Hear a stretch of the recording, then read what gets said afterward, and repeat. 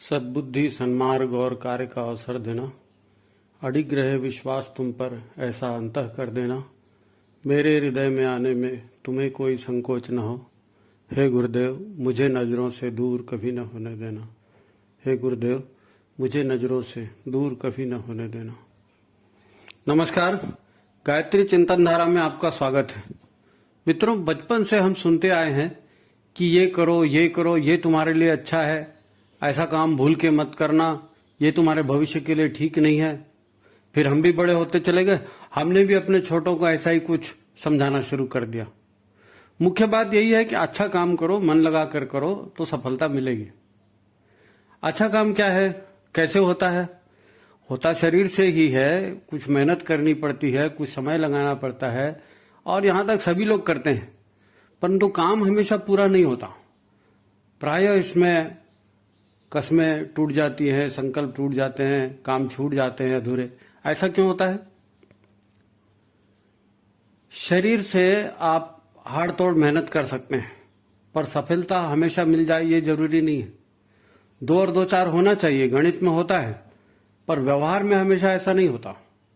क्योंकि शरीर और बुद्धि के अलावा एक और महत्वपूर्ण तथ्य है और असल काम वही करता है, यह है हमारा मन। अब मन को कैसे पकड़ें, कैसे मन को काम में लगाएं? वो तो कब छिटक जाता है पता ही नहीं चलता। सारे कर्मकांड, सारे धार्मिक आध्यात्मिक ग्रंथ, दुनिया भर की साधनाएं मन को नियंत्रित करने की तकनीकें बताती हैं। कुल मिलाकर ये 2 तरह की तकनीक है। एक है अपने इष्ट या अपने लक्ष्य के प्रति अटूट श्रद्धा और पूर्ण समर्पण। बिल्कुल हमारा गुरु या हमारा मार्गदर्शक, यही हमारा भगवान है, उसी का आदेश मानेंगे, प्राण चले जाए कोई परवाह नहीं, पीछे नहीं हटेंगे। और दूसरा तरीका है परिस्थिति को, विज्ञान को समझेंगे और जो धर्म कर्तव्य उस समय बनेगा परिस्थिति के अनुसार, उस पर जागृत रहकर विवेक बुद्धि से काम करेंगे। अब दोनों ही स्थितियों में निर्णायक शक्ति हमारे मन के पास ही होती है। बात वही आ गई, मन लगे कैसे? तो इसके लिए कर्मकांड होते हैं। कर्मकांड हमें सिखाए जाते हैं, रटाए जाते हैं, कराए जाते हैं, बार बार करते करते शायद आदत बन जाए। मनोविज्ञान समझाइश देता है, प्रायः लोग कर्मकांड को ही समाधान मान लेते हैं। फिर ये समाधान तो होता नहीं है, तो ये साधना जो है दिखावे में बदल जाती है और कब बदल जाती है पता ही नहीं चलता। मिलता जुलता इससे कुछ नहीं और उल्टा अहंकार बढ़ जाता है, सब गड़बड़ हो जाता है। देखिए, मन जो है इसको समझना ज्यादा कठिन नहीं है। ये भी शरीर का ही एक रूप है, एक शरीर का ही भाग है, रूप है, प्रतिलिपि है।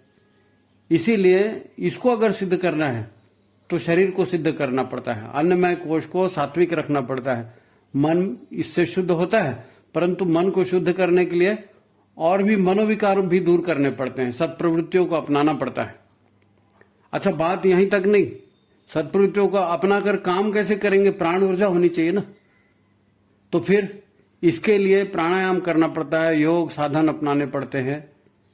नहीं तो आप गंगा जल हाथ में लेकर कसम खा लीजिए, कितनी भी कसम हो बड़ी से बड़ी, कोई बड़ा काम आपसे होने वाला नहीं है।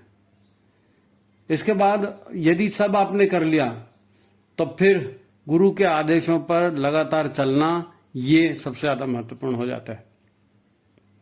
मन के संकल्प को ही हम भीष्म प्रतिज्ञा कहते हैं। सबसे ज्यादा ताकत मन में ही होती है, प्रचंड शक्तिशाली है ये। इसीलिए मन का संकल्प भीष्म प्रतिज्ञा कहलाता है। मन के सुझाव को ऑटो सजेशन भी कहते हैं।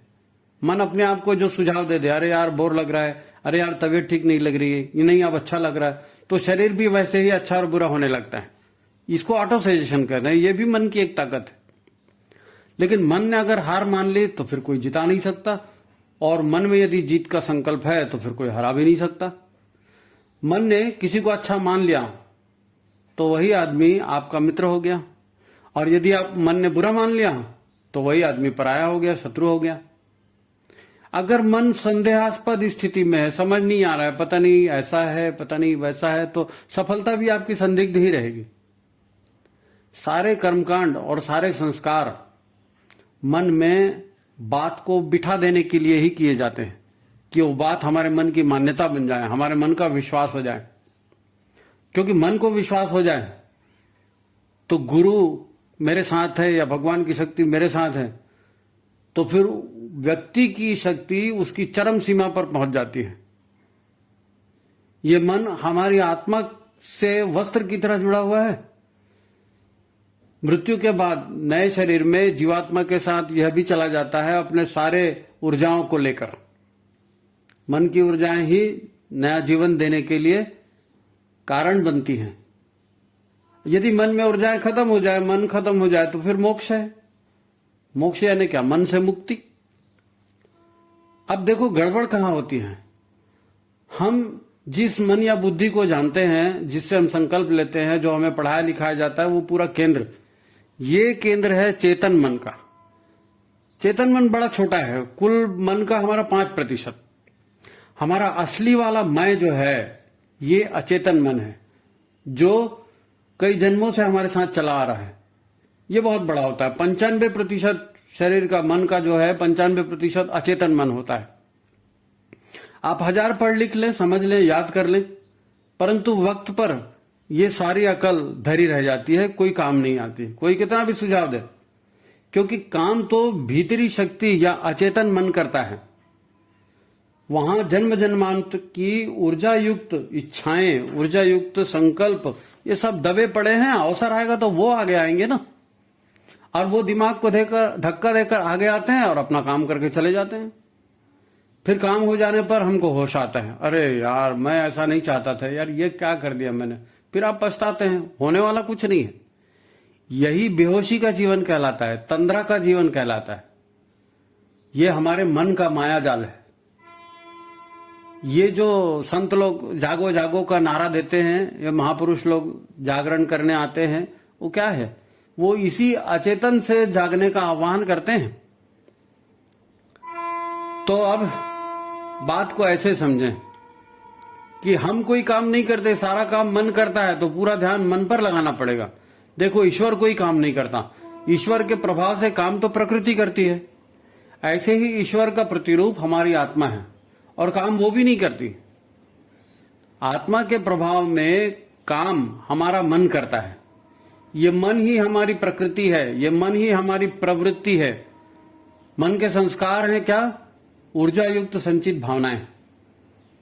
भावनाएं हो, कामनाएं हो, वासनाएं हो, संकल्प हो, आप कुछ भी बोल लीजिए, इसके साथ मन की ऊर्जा जुड़ी हुई रहती है, और ये पूरी होनी ही है। इस जन्म में, अगले जन्म में कभी न कभी पूरी होगी, क्योंकि ऊर्जा लगी है उसके साथ। जो पहले कभी पूरे नहीं हो सके, वो पेंडिंग पड़े हुए सारे काम वक्त आने पर उभर कर सामने आते हैं, और काम असल में यही करते हैं। बाद में हमें पता चलता है, अरे ये कैसे हो गया। कभी अच्छा भी हो जाता है, कभी बुरा भी हो जाता है, क्योंकि अच्छे बुरे दोनों तरह के संस्कार आपके भीतर पड़े हुए हैं ना, वो ऊर्जाएं दोनों भीतर पड़ी हुई है। कभी अचानक सफलता भी मिल जाती है, कभी अचानक असफलता भी मिल जाती है। तो ये मन का माया जाल है, मन का खेल है, इसको समझ करके जिंदगी को जीना है। तो अब देखो निष्कर्ष ये है, आपकी मनोकामना पूरी नहीं हुई तो आप बाबाओं के मजारों पर दौड़ने की जरूरत नहीं है, भगवान सबको बदलने की जरूरत नहीं है। ये दुनिया सबसे साइंटिफिक चीज है, बात को समझो। मन की ऊर्जा सबसे प्रचंड ऊर्जा है, और ये कभी नष्ट नहीं होती। जिसे तुम भाग्य कहते हो, वो तुम्हारी निगेटिव या पॉजिटिव ऊर्जा का ही रूपांतरण हो रहा है जीवन में। जरूरत है सजग होकर, जागरूक होकर जीने की। जो सोचोगे वो करोगे, जो करोगे वो परिणाम सामने आएगा, सीधा सीधा गणित है। तो फिर जिंदगी ऐसे ही जीना है। आज की बात यही समाप्त करते हैं। सोचो अपने बारे में, अपनों के बारे में, और उन तक ये संदेश भी भेजो। उनसे कहो चैनल को सब्सक्राइब करें, लाइक करें, शेयर करें। ठीक है, तो फिर मिलेंगे। नमस्कार।